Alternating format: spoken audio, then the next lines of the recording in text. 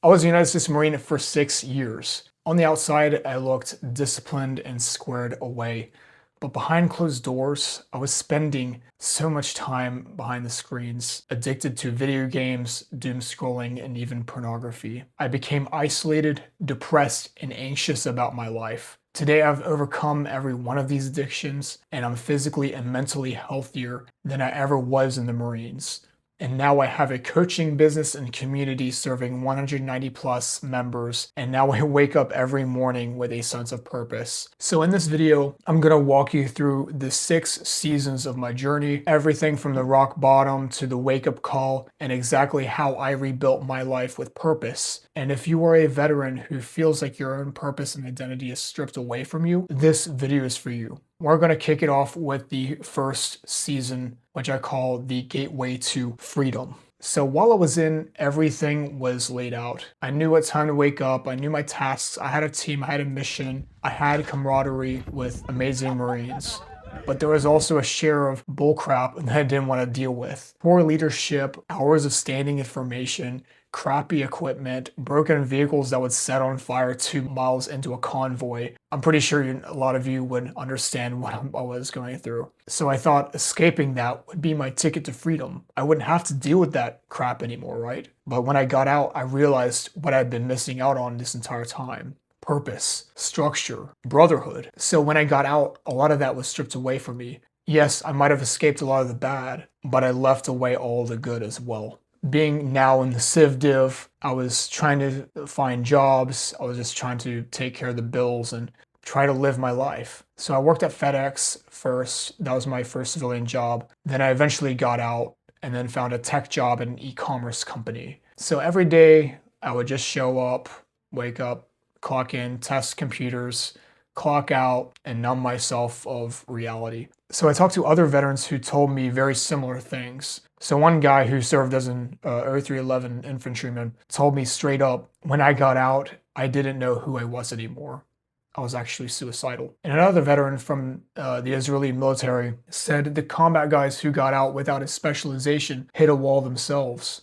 They knew how to fight, and that was it. And now they were stuck. So the military can give us structure, identity, and purpose. But when we get out, all three of those can be ripped away, and nobody warns us about it. So the lesson here, the military gives you a mission, but civilian life doesn't. If you don't build your own or plan ahead of time, you will drift, sometimes even for years. And that's exactly what happened to me. So we move on to the second season, being the comfort trap. So without a mission, I filled the void with comfort. Video games for hours, doom scrolling until 2 a.m., pornography was a daily escape. I was glued to the screens, and nothing could take me away from it. Not because I enjoyed it, but because I had nothing going on in my life. So my mental health spiraled. I was losing sleep. I was losing respect for myself. I was starting to hate myself.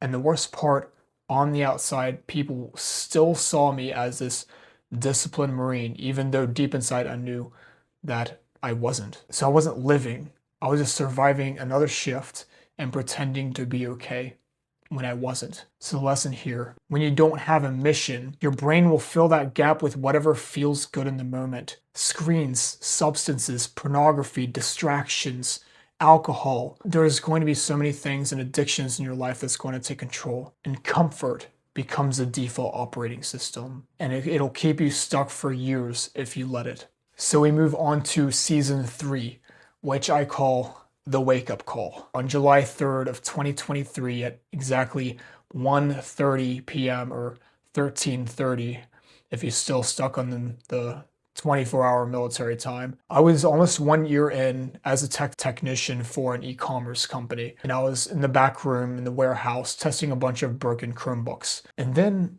I heard a small, quiet voice that had me just stop everything. It was a thought, but it wasn't a thought I'd normally think. And it felt like it was coming from God himself. And it was a voice that said, you're meant for more than this. You need to start a business. This was a voice that started as a whisper, and it got louder, and then louder, and then louder to the point I couldn't ignore it. So it was replaying in my head for probably about 30 minutes straight. So that same day after work, I started building the moment I went back home. And I didn't have a plan, I didn't have a real business model.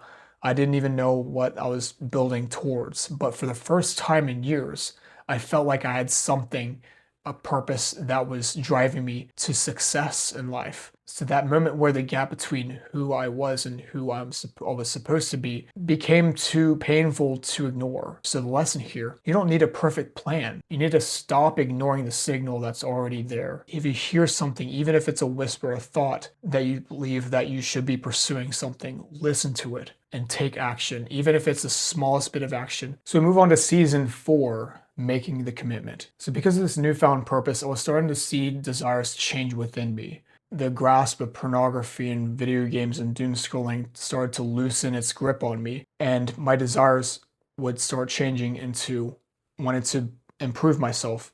I would be involved in personal development, self-improvement, starting to build skills and learn everything I needed to know about business. So I stopped staying up past midnight with the video games and got back into a routine. I'd wake up earlier and then I'd sleep earlier and then I'd wake up earlier. I'd wake up at 0500 and go for 3 to 5 mile runs. I'd spend an hour committed to learning new skills before I made the commute to work. And then after work, I'd spend another 2 hours or so of committed learning. So this continued for about a year.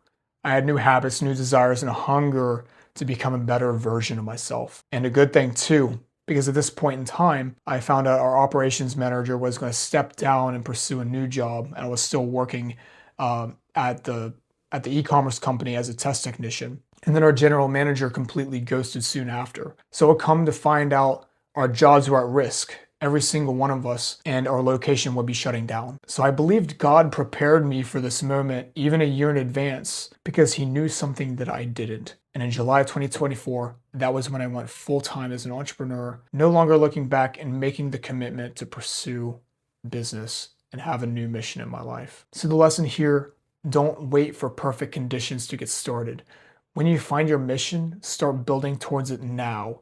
Even if it's only an hour a day, 30 minutes a day, find whatever time you can have, make the time, create the time, remove the distractions, and commit to the process. Moving on to season 5, learn from those ahead of you. So starting to build gave me direction, but I eventually realized I was trying to build on top of a broken foundation. I was learning everything from scratch, and I had no mentors, no coaches, and no one to hold me accountable. So I decided to make a decision into investing into mentors and programs that had the experience and skill set I needed to become successful. This allowed me to make much faster progress in my business and in my life, and I knew exactly what problems I needed to solve, what I needed to spend my time on, and more importantly, what I needed to stop spending my time on.